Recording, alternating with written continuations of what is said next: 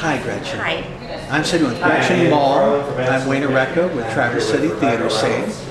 And I have to apologize because I have never heard of you, and I have unfortunately not seen any of your movies. So my first question is going to be, could you introduce yourself? My name is Gretchen Mol. I'm an actress. I've been working for the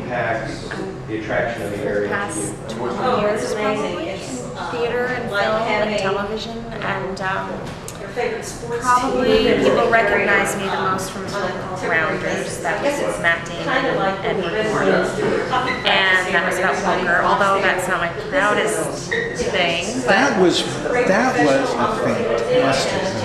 You like that? If you like poker, for movies of gambling, yeah. I think that was one of the best gambling movies I've ever seen. Yeah, I think that was good, and that was one of the things that sort of, I worked a couple times with Woody Allen, and then last year I did a film called The Notorious Bettie Page, which is about the pinup model in the 1950s with jet black hair. What part did you play? And I played Betty. You were playing Betty? I was. You were Betty Page? Yeah. My God, I was just watching it. They have that on HBO or Showtime. Oh, really? And I was just watching that just a little while ago. Nobody would know. They really fixed you up well. They did. I felt so bad for the scene where you were coaxed into a car and then they were taken.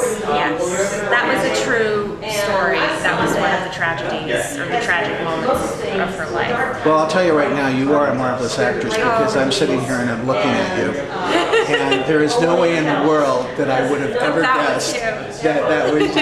Well, that's good for me because believe me, I thought after I did the movie, I mean, it was there was a lot to that, to a lot of challenges, and I really thought, you know what, I have this wig on, I can do it. It was sort of like a cape, like Superman. Yeah, I was like, I can do anything. I can be this woman with this hair because I felt so disguised that I had a lot of freedom with it. So it was great. That's incredible. I'm going to ask you a question.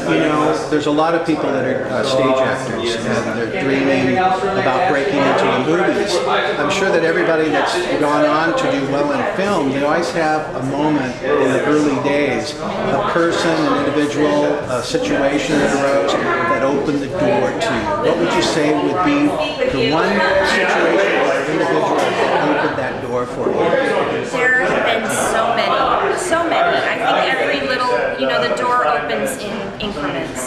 There's never been that big swing open. In fact, those are the ones to be wary of, I think, because it's good to have to kind of work your way, I think, and sort of pay your dues, to put it that way. I mean, I think of, when I was just I was studied at this school in New York called the American Musical and Dramatic Academy, and I remember having, in a way, because I was young when I started, I was about 18 when I moved to New York, and I remember at the school there were a lot of people with more experience than I had, and so I spent 2 years at that school sort of feeling my confidence waver and like, is this really what I should be doing? I hadn't had, I didn't know as much as other people knew, and then right after that they were holding auditions for the Summer Stock Theater in Dorset, Vermont, and that casting director named Stephen DeAngelis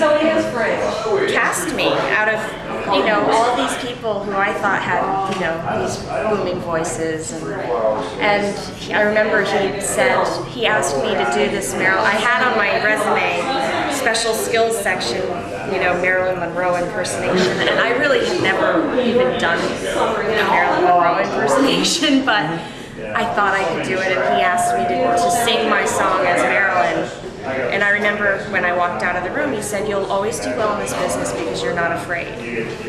And then, lo and behold, I got that job. It was a small job. I think I was paid $79 a week or something, and as an intern in Dorset, Vermont. But it opened the door to my belief that I